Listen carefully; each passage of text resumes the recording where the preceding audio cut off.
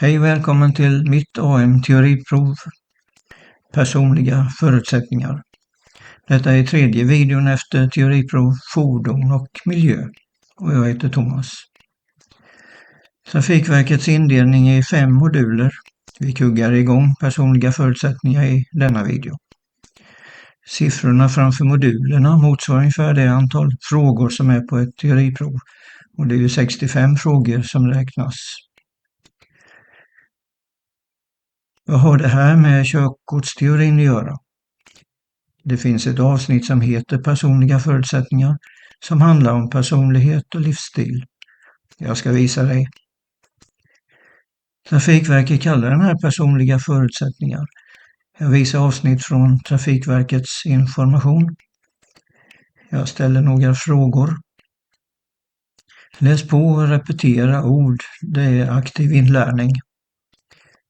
Efter provet får du resultatet på datorskärmen. Du får ett e-mail. Där finns avsnitten där dina fel finns. Så nu kör vi igång. Det är 3 delar i kursplanen. Förståelse och goda kunskaper om personliga förutsättningar. Hur medvetna eller impulsiva handlingar påverkar din körning. Hur olika faktorer påverkar din körning såsom kön, ålder och personlighet.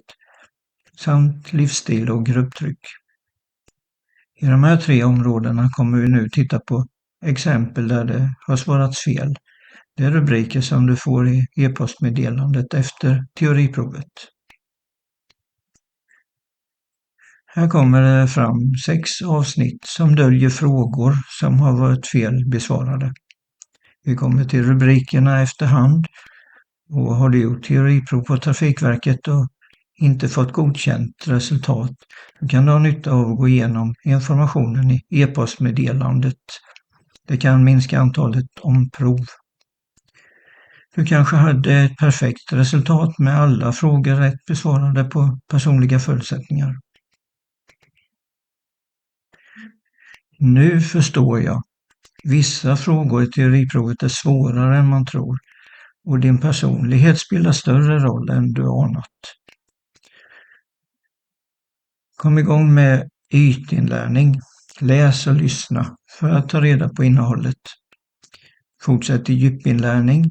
Skriv och repetera så kommer förståelsen av innehållet. Och berätta och sammanfatta, det är överinlärning som ökar förståelsen av sammanhanget. Här är yt, djup och överinlärning. Ju fler spetsar, desto bättre kunskap. Har någon frågat hur du lär dig inför körkortet? Utnyttja dina sinnen i teori och praktik. Läs, lyssna, titta och prova. Imitation och sannolikhetsinlärning kan vara positivt eller negativt. Det är olika hur man tar till sig metoderna. Personliga förutsättningar. Vad kan jag göra? Och genom att förstå mina förutsättningar så undviker jag onödiga misstag. Vi tittar på områden som synen, personlighet och beteende. Och det fortsätter med risker som trötthet, grupptryck och påverkad av medicin och droger. Det är synen som vi utnyttjar mest i trafiken. Direktseendet med skärpa är bara 2% av synfältet. Periferiseendet är 98%, men minskar när du kör och hela synfältet är 180 grader.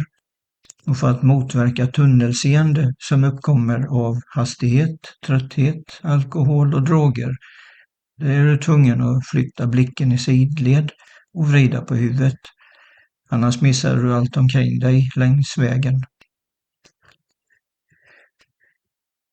Efterhand kommer du att se 4 frågor som inte har några svarsalternativ. Vi läser frågan. Du får några sekunder innan jag visar tips på svar. Därefter kommer det fram en följdfråga med resonemang som förklaring. Fråga 1. Det handlar om synen. Fråga. Vad är tunnelseende och hur uppstår det?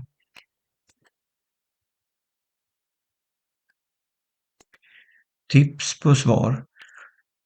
Tunnelseende är när synfältet smalnar av, särskilt vid stress, trötthet, alkohol eller hög hastighet.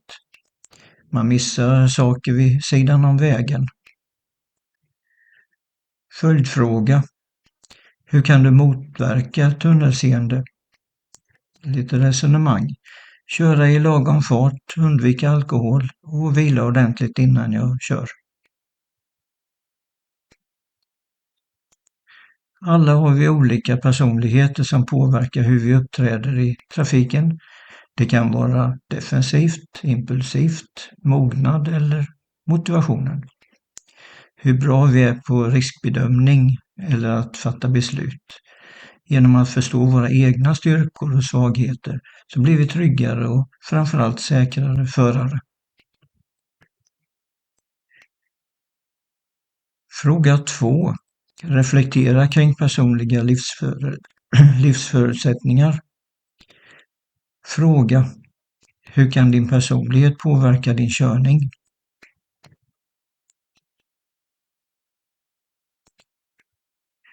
Tips på svar. Om jag är impulsiv så kan jag ta risker utan att tänka efter. Är jag mogen och eftertänksam så kör jag mer ansvarsfullt. Det är viktigt att känna till sina egna svagheter och styrkor. Följdfråga. Hur kan du öka din medvetenhet om det? Resonemang. Till exempel genom att reflektera över hur jag agerar i stressade situationer eller be om feedback från andra.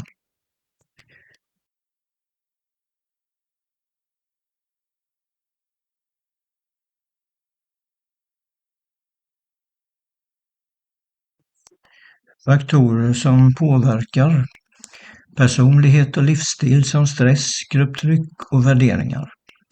Mognad är avgörande för säkra beslut och faktorer som ålder, kön och personlighet spelar stor roll. Män har ofta högre riskbeteende, särskilt unga män. Männen står för 75% av dödsfallen i trafiken varje år. Äldre förare är mer erfarna och försiktiga. Vi går vidare med ålder och trafiksäkerhet. Hög ålder har inverkan på körförmågan. Det skiljer mycket mellan olika personer. Men vid 75 års ålder så ökar olycksrisken till en nivå lika stor som 18-åringar har. En man kör sin bil, en känsla av nostalgi. Här är fler riskfaktorer. Stress och trötthet försämrar koncentrationen vid körning. Måttlig stress kan vara positiv för att den ökar koncentrationen. Mycket stress i trafiken är inte bra. Tidsoptimisten skulle ha startat sin resa mycket tidigare för att kunna samarbeta med andra trafikanter. Det ser ut som att han har tunnelseende. Och trötter tillhör kategorin som skapar singelolyckor som beror på trötthet. Det är stor olycksrisk på fredags- och lördagskvällar för ungdomar. Dessutom ökar riskerna för unga män som tänker på kompisarna så att de kommer hem. Man räknar med att det är 12 gånger högre olycksrisk på natten. Och trötthet är också med här. Det är naturligt att vara trött på natten. Tröttheten smyger på, man känner sig lite frusen. Och mellan klockan 2 och 5 på natten, då är det som värst. När kompisarna har fått sällskap hem börjar problemet. Siste man på väg hem somnar innan han är framme. Den sista delen av resan är farligast. Då slappnar man av och kör av vägen. Och glöm inte dig själv. Fråga 3. Dagsformens påverkan. Fråga. Hur påverkas din körförmåga av stress eller trötthet?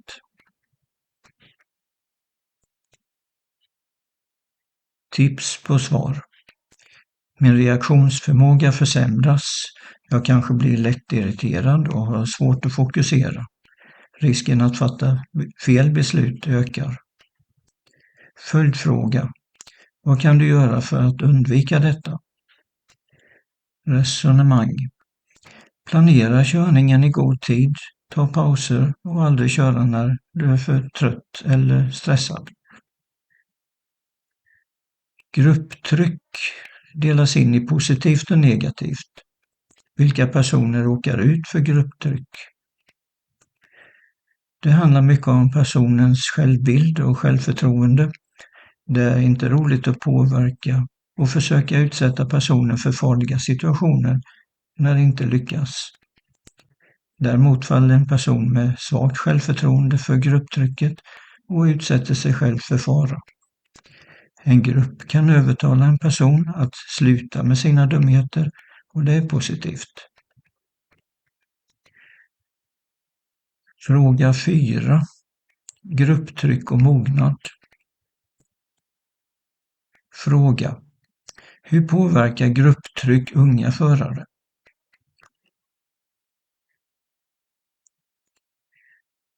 Tips på svar. Man kan vilja imponera och köra fortare än man borde. Det kan leda till farliga situationer. Följdfråga. Vad är skillnaden mellan en mogen och en omogen förare? Resonemang. En mogen förare tänker på andra, tar ansvar och undviker onödiga risker.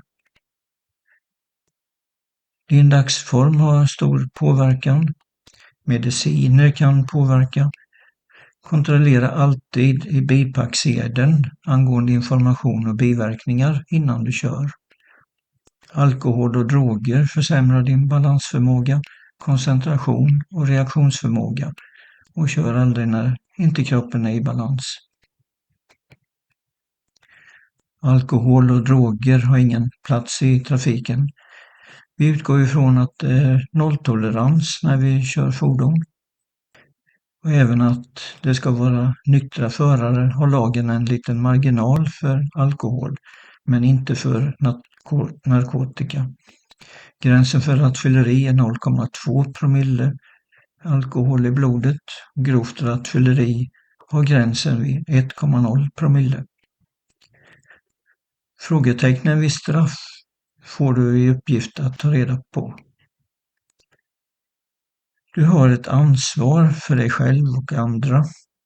Vad du kan göra. Genom att reflektera över din personlighet, dagsform och påverkan från andra kan du köra säkert. Det är bättre att avstå från att köra än att ta risker. Och självinsikt är den bästa säkerhetsutrustningen du har. Det här är mopedteorihjälp. Vi har sett personliga förutsättningar. I trafikmiljön är det vårt personliga ansvar och beteende som är avgörande för trafiksäkerheten. Ta dig tid till att repetera ord och begrepp för att öka ordförrådet och börja plugga så tidigt som möjligt. Och i nästa video blir det motsvarande teoriprov för modul trafiksäkerhet. Och lycka till och jag tackar för mig.